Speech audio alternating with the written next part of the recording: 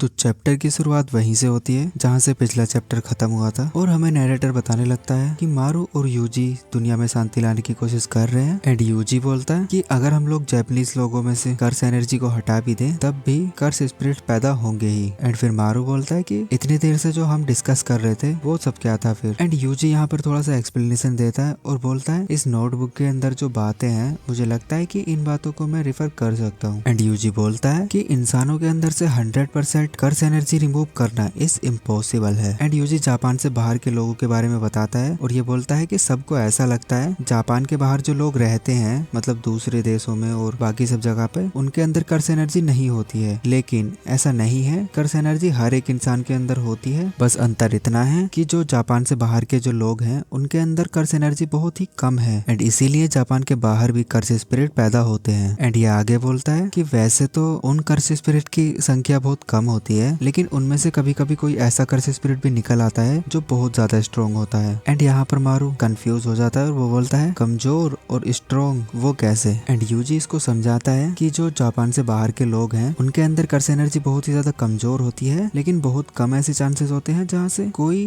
ताकतवर कर्स स्पिरिट पैदा हो जाता है और इन लोगों की कर्स स्पिरिट लीकेज भी लिमिटेड होती है। एंड इसीलिए वो जापान जैसे कर्स स्पिरिट स्ट्रॉन्ग नहीं बन पाते हैं और वो शेप नहीं ले पाते हैं। जो स्ट्रॉन्ग कर्स स्पिरिट होते हैं वही शेप ले पाते हैं और बहुत ही कम ऐसे कर्स स्पिरिट होते हैं जो स्ट्रॉन्ग होते हैं। एंड यूजी बोलता है लेकिन 70 साल पहले पूरी दुनिया को कर्स स्पिरिट के बारे में पता चल गया था एंड तब से जापान के बाहर के लोगों की भी कर्स स्पिरिट धीरे धीरे टोक्यो की तरफ फ्लो हो रही है। एंड इसका मतलब ये है कि अगर हम जापान के लोगों से कर्स एनर्जी को हटा भी देते हैं तब भी जो लोग जापान के बाहर रह रहे हैं उनके अंदर से कर्स स्पिरिट निकलती रहेगी और वो जापान के अंदर भी आ जाएंगे। एंड इसका मतलब ये है कि कर्स एनर्जी हटाने का कोई फायदा नहीं है। एंड यूजी बोलता है कि जहाँ पर हम लोग हैं इस टाइम पे अगर सारे ही सोल्स यहाँ से निकल के जाते हैं तो ओवरसीज के लिविंग बीइंग सोल्स भी यहाँ से एक्सेप्शंस नहीं है। एंड यूजी बोलता है कि सॉल्यूशन ये है कि हम लोगों को पूरी दुनिया के इंसानों से कर्स एनर्जी को हटाना पड़ेगा। एंड यूजी बोलता है लेकिन ये तो इम्पॉसिबल है ना। एंड मारू बोलता है कि तुम कंटिन्यू करो, मैं अपने नए टेक्निक के बारे में सोच रहा हूँ। एंड यूजी बोलता है कि हम लोग सारी कर्स एनर्जी को तो नहीं निकाल सकते एक इंसान के अंदर से, लेकिन हम जितनी निकाल सकते हैं उतनी निकालेंगे। एंड यूजी मारू से बोलता है कि क्या तुम्हारा एलिमिनेट इसी तरह का नहीं है। एंड यूजी बोलता है कि अगर यहाँ पर सोल को सेव देकर एलिमिनेट भी कर दिया तब भी जापानीज और सिमोरियंस के लोगों के अंदर से थोड़ी थोड़ी कर्स एनर्जी लीक होती रहेगी और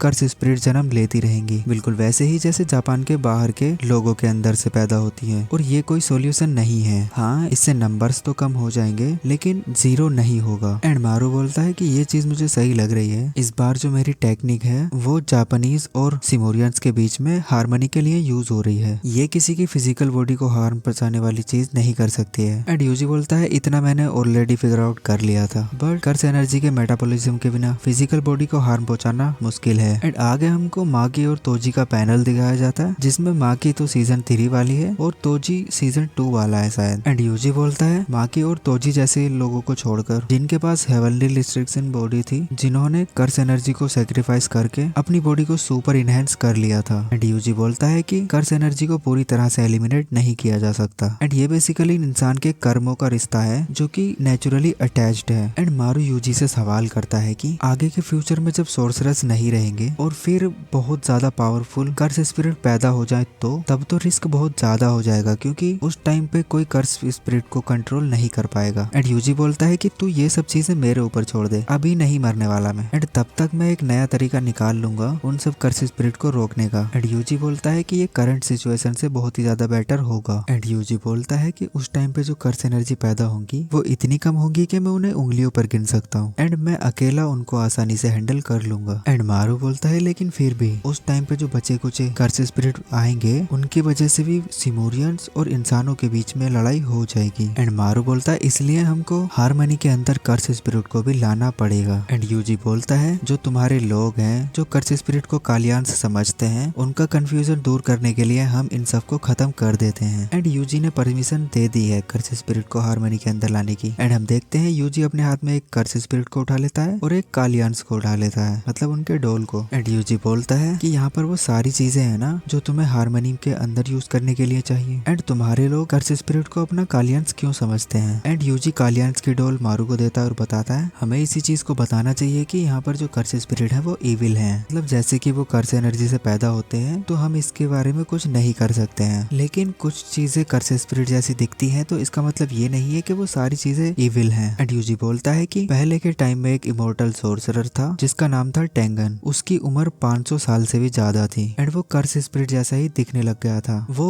दिखने में तो कर्स स्पिरिट जैसा हो गया था, लेकिन वो कर्स स्पिरिट के जैसा नहीं था, वो इविल नहीं था। एंड यूजी बोलता है कि मेरा भाई चोजो भी कर्स स्पिरिट की तरह दिखता था, लेकिन वो इविल नहीं था। यूजी बोलता है कि जो कालियान्स हैं वो सिर्फ सिमोरियंस को छोड़ के बाकी सब पर अटैक करते हैं, क्या ये कोई कर्स स्पिरिट से आ रहा है? एंड मारू बोलता है कि नहीं, ऐसा नहीं है, ऐसा इसलिए है और सिमोरियंस की सोल का कलर और कालियान्स की सोल का कलर बिल्कुल सेम है। एंड यूजी बोलता है ये जो कर्स स्पिरिट है ये लीक कर्स एनर्जी से बने हुए वेसल्स हैं। असली प्रॉब्लम तो ये है कि इन वेसल्स के अंदर एक सोल आ जाती है जिसका कलर कालियान्स की सोल के जैसा होता है एंड इसलिए जो सिमोरियंस हैं वो कालियान्स और कर्स स्पिरिट को एक ही नजर से देखते हैं एंड इसीलिए कर्स स्पिरिट कालियान्स पर अटैक नहीं करते हैं। एंड आगे हमको पता चलता है कि कर्स स्पिरिट के पास सोल को हर्ट करने जैसा कुछ भी नहीं होता है, इसलिए कर्स स्पिरिट खुद ही एक वेसल बन जाते हैं एंड इसलिए ये बिल्कुल विरोध है। एंड यूजी बोलता है कि तुम्हें क्या लगता है ये हम कर सकते हैं? एंड मारू बोलता है कि एक सोल के कलर को पेंट करना इम्पॉसिबल है, लेकिन एक तरीका है वो मैं ट्राई कर सकता हूँ। आगे यूजी बोलता है कि जो लोग पैदा हुए ही नहीं है तुम उनकी सोल्स को कैसे पेंट कर सकते हो? एंड आगे मारू बोलता है कि मैं सोल्स की बात नहीं कर रहा हूँ, जो सोल्स अभी पैदा होने वाले हैं फ्यूचर में, जहाँ पर हम लोग हैं सोल रियल्म, इस जगह पर दुनिया की सारी सोल्स हैं जो अर्थ के थ्रू पास करेंगे। एंड ये बोलता है कि हम इसे रिमॉडल करके सोल ब्रांचिंग एंड एक मॉडलिंग डिवाइस बना देंगे। यहाँ पर एक ऐसी डिवाइस की बात हो रही है जो सोल्स का डिजाइन ही बदल दे एंड यहाँ से सारी सोल्स एडजस्ट हो जाएंगी और जितना हो सकेगा उतनी कर्स एनर्जी खत्म कर दी जाएगी सारी सोल्स के अंदर से। एंड यूजी बोलता है क्या इसको छोड़ के कोई और ऑप्शन नहीं है? एंड तुम्हारी शिप के अंदर जो कालियान्स है उस पर क्या असर पड़ेगा इन सब चीजों का? एंड सीन शिफ्ट होता है और हम टाबुरा को देखते हैं जो कि एक अलग ही जगह पे है और उसके सामने एक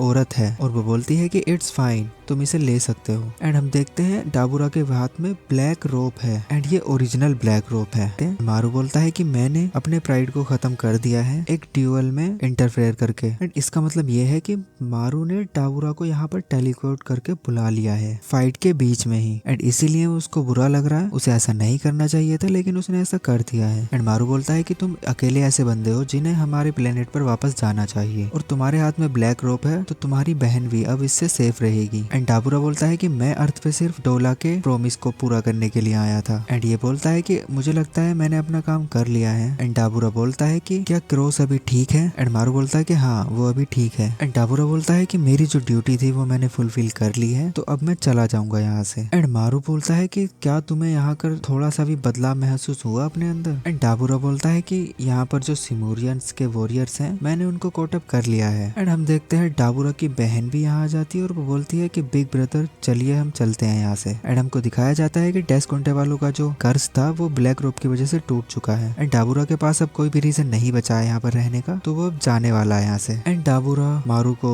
गुड बाय बोलता है और वो यहाँ से जाने लगता है और बोलता है कि हम शायद दोबारा जरूर मिलेंगे। एंड मारू बोलता है कि finally I understand my curse technique is dot dot dot and पूरा इसको बताया नहीं जाता है। आगे हम देखते हैं मारू सुरुकी, क्रॉस एंड यूका को हील करने लगता है अपनी एबिलिटी से। एंड ये चीज करते हुए मारू यूजी को थैंक यू बोलता है। एंड यूजी बोलता है कि क्या तुम श्योर हो कि तुम्हारा काम खत्म हो गया है, क्योंकि तुम्हारे पास अभी भी एक बहुत ही बड़ा जॉब है जो कि तुमको खत्म करना पड़ेगा। मारू यूजी से बोलता है कि कुछ ऐसा है जिसे मैं अकेले पूरा करना चाहता हूँ। यूजी बोलता है कि ठीक है मैं बाकी का काम तुम्हारे ऊपर छोड़ देता हूँ। एंड यूजी यहाँ से सबको गुड बाय बोलकर चला जाता है। एंड आगे हम देखते हैं मारू अपने रिचुअल टेक्निक को स्टार्ट करता है और बोलता है the curse spirit of the earth it is great sin my resolve was not enough. And हम देखते हैं यहाँ पर जो सोल्स हैं वो चमकने लगती हैं और यहाँ पर आने लगती हैं। मारू का रिचुअल चल रहा है और ये बहुत ही ज्यादा खूबसूरत लग रहा है देखने के अंदर तो। एंड हम देखते हैं इसका भाई क्रॉस इसका हाथ पकड़ लेता है वहाँ पर आके। वहाँ पर यूका और सुरुकी भी आ जाते हैं एंड ये सब एक दूसरे का हाथ पकड़ लेते हैं और बोलते हैं चलो हम सब लोग अपना काम स्टार्ट करते हैं। एंड मारू इतना प्यार देखकर रोने लग जाता है, इमोशनल हो जाता है वो लौंडा थोड़ा सा और बोलता है कि थैंक यू तुम लोगों को। एंड रिचुअल स्टार्ट स्टार्ट हो जाता है एंड मारू चिल्ला के बोलता है all you souls with the prayer of peace the ritual of harmony I shall conduct to complication and इस लाइन के साथ एपिसोड एंड हो जाता है। एंड इस मांगा के अब